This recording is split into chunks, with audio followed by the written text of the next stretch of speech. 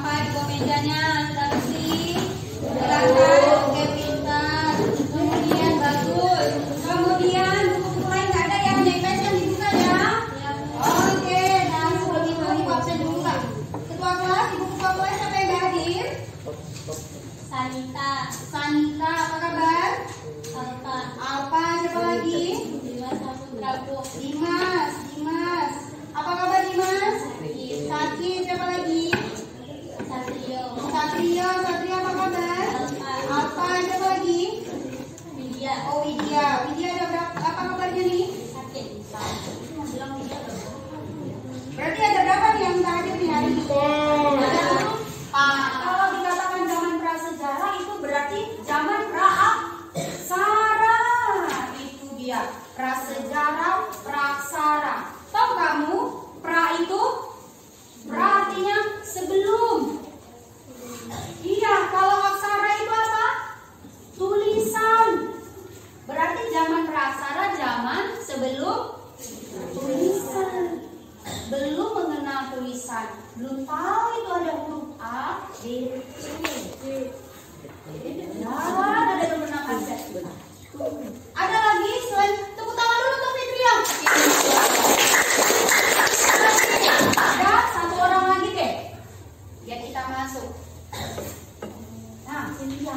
Berarti kehidupan manusia purba beda sekali sama Kehidupan kita nih, tepuk tangan dulu untuk kita. Benar, seperti kata si Cynthia.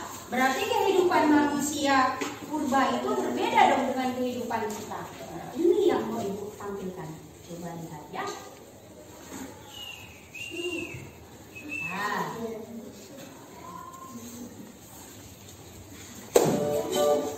Nah, kata si Cynthia benar. Ya, kata si Cynthia, kehidupan manusia purba dulu beda dong Bu dengan sekarang. Ini dia.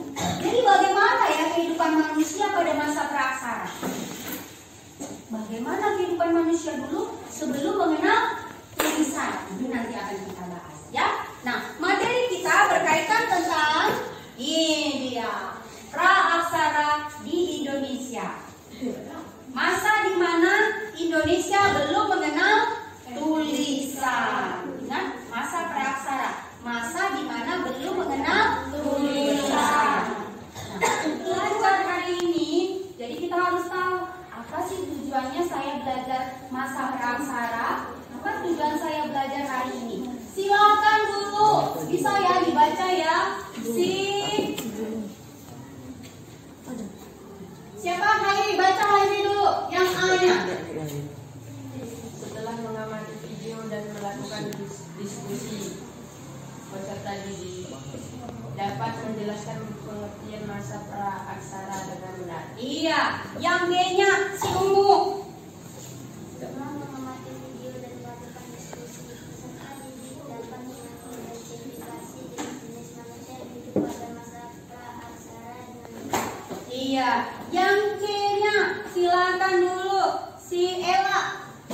Setelah mengamati video dan melakukan diskusi peserta didik dapat mengidentifikasi periodisasi masa praaksara dengan tepat. Iya, dan yang D-nya silakan si Pais. Setelah menyusun hasil kerja LKPD, peserta didik dapat mengkomunikasikan hasil diskusi tentang periodisasi masa praaksara Indonesia dengan menggunakan jawab. Yang pertama Ibu nilai sikap.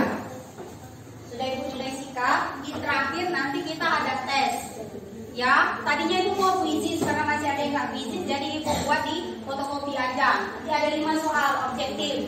Itu kamu kerjakan di akhir pembelajaran. Yang terakhir adalah keterampilan. Keterampilan ini apa? Kalian bekerja LKPD-nya lalu dipresentasikan. Jelas sama Ibu? Jelas, Bu. Masa praaksara. Halo, assalamualaikum warahmatullahi wabarakatuh. Selamat pagi, semoga kalian dalam keadaan sehat dan bahagia.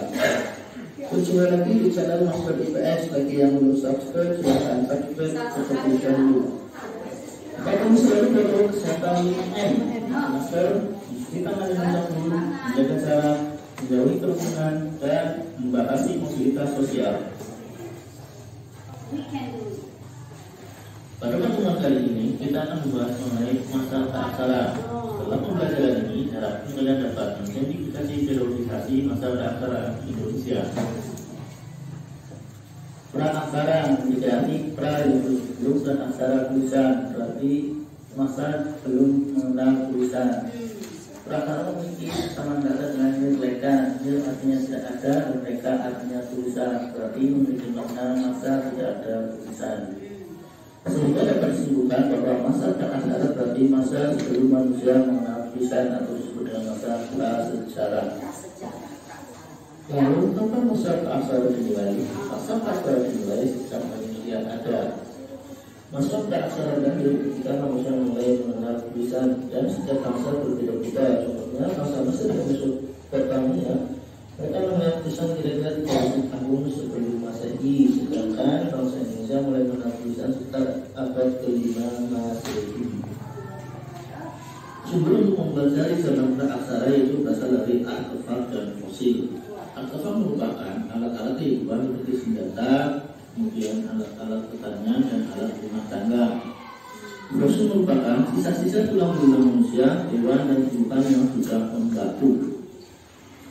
Periodisasi masa praaksara dibagi menjadi 3 jenis, yaitu secara geologis, arkeologis, dan perkembangan kehidupan manusia. Periodisasi secara geologis ada 4 macam. Yang pertama itu zaman Arkaikum, yang kedua zaman Paleozoikum, dan yang ketiga zaman Mesozoikum. Yang keempat itu zaman Neozoikum. Zaman Arkaikum merupakan zaman tertua. Zaman ini berlangsung kira-kira 2500 juta tahun yang lalu. Ciri-cirinya yaitu kulit bumi masih sangat panas sehingga belum terhadap kehidupan di atasnya. Zaman Paleozoikum berlangsung kira-kira 350 juta tahun lalu, ditandai dengan munculnya tanda-tanda kehidupan seperti munculnya binatang kecil yang tidak bertulang belakang, berbagai jenis ikan, amfibi, dan reptil.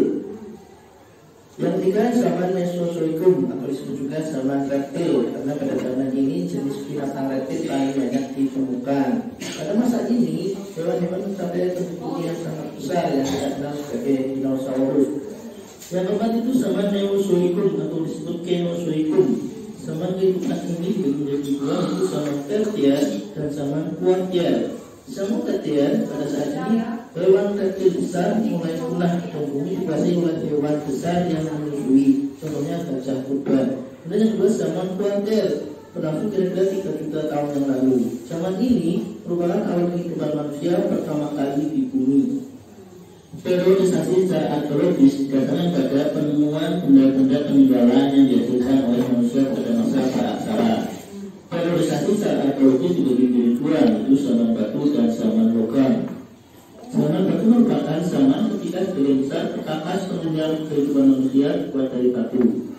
Berdasarkan hasil temuan alat-alat yang ditemukan zaman batu dibagi menjadi 4, yaitu Paleolitikum, Mesolitikum, Neolitikum, dan Megalitikum. Paleolitikum atau disebut juga zaman batu tua.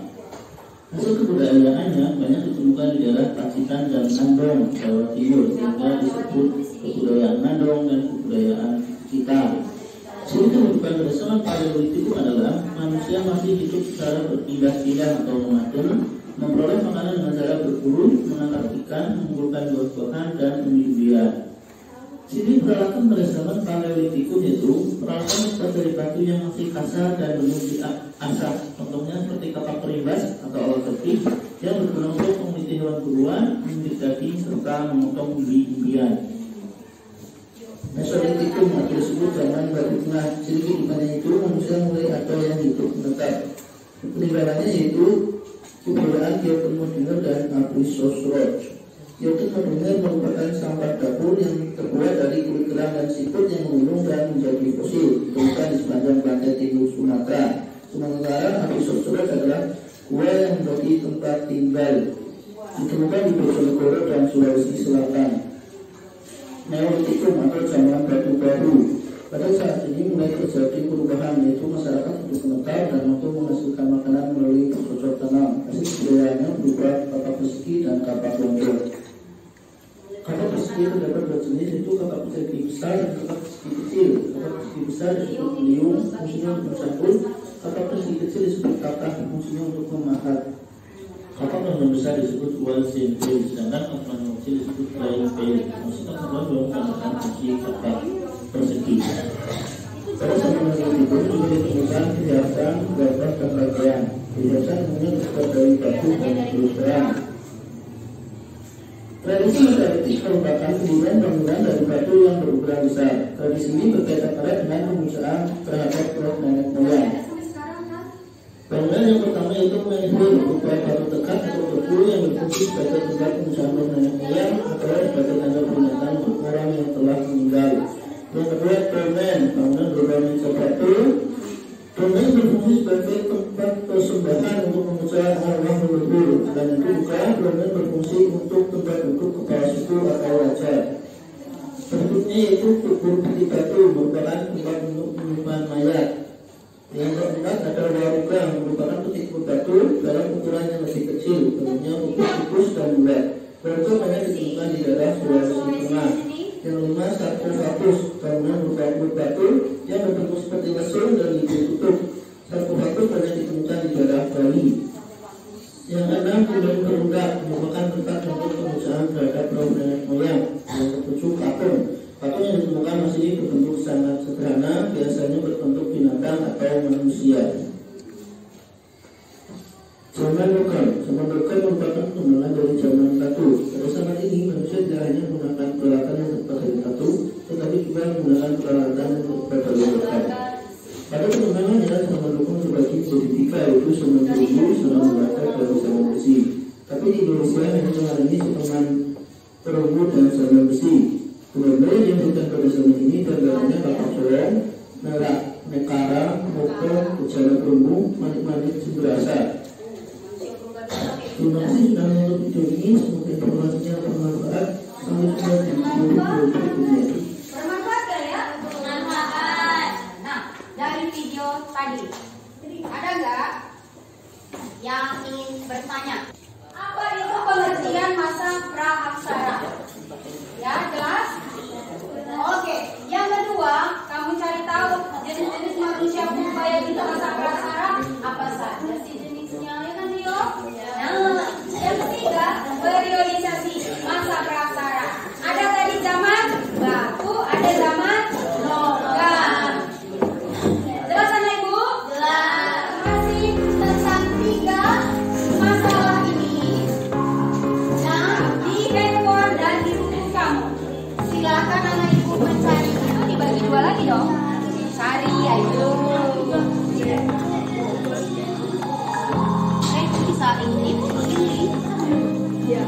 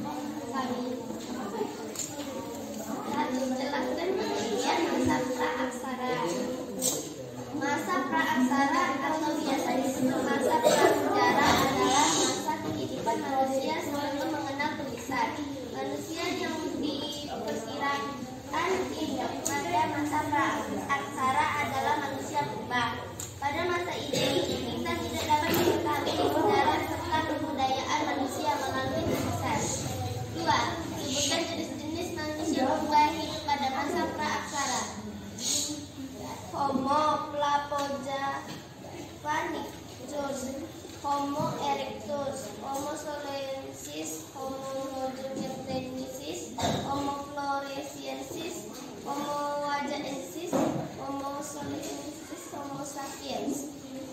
3. Lengkapi bagan tentang periodisasi masa praksara di bawah. Periodisasi praksara berdasarkan geologis: Arkaikum, Paleozoikum, Mesozoikum, Neozoikum.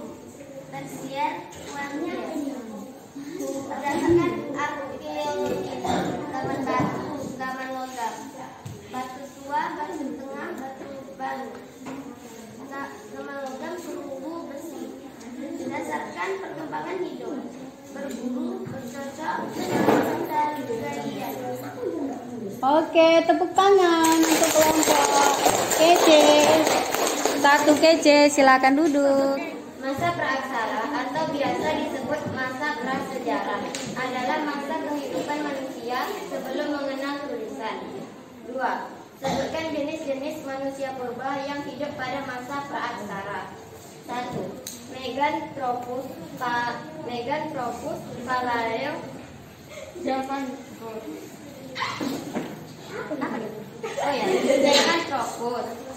Pithecanthropus erectus, Homo erectus, Homo wagensis, Homo floresiensis. 3. Tapi bagian tentang periodisasi masa praaksara di bawah ini. Periodisasi praaksara berdasarkan geologis adalah zaman Arkaikum, zaman Paleozoikum, zaman Mesozoikum, zaman Neozoikum. Di zaman Neozoikum ada zaman Tersier dan zaman Kuarter. Periodisasi praaksara berdasarkan arkeologis. Ada zaman batu dan zaman logam. Zaman batu ada zaman Paleolitikum, zaman Mesolitikum, zaman Neolitikum, zaman Megalitikum. Zaman logam ada zaman perunggu dan zaman besi. Periodisasi praaksara berdasarkan perkembangan kehidupan adalah masa berburu, masa bercocok tanam, dan masa perkelahian. Sekian dari kelompok Polybase Group. Presentasinya. Wassalamualaikum warahmatullahi wabarakatuh. Waalaikumsalam. Apa yang kira-kira kesimpulan adalah masa di mana manusia belum mengenal tulisan. Oh, salah tulis. Mengenal. Nah, kemudian kehidupannya pada masa praaksara mereka belum menetap. Dia masih berpindah-pindah. Kalaupun sudah, mereka akan ada di gua dulu tempatnya. Sudah di gua, kadang mereka di pinggir sungai. Mereka suka-suka di pinggir sungai. Seperti tadi kan di dekat Bengawan Solo. Nah, itu mereka pinggiran sungai itu. Lalu untuk memenuhi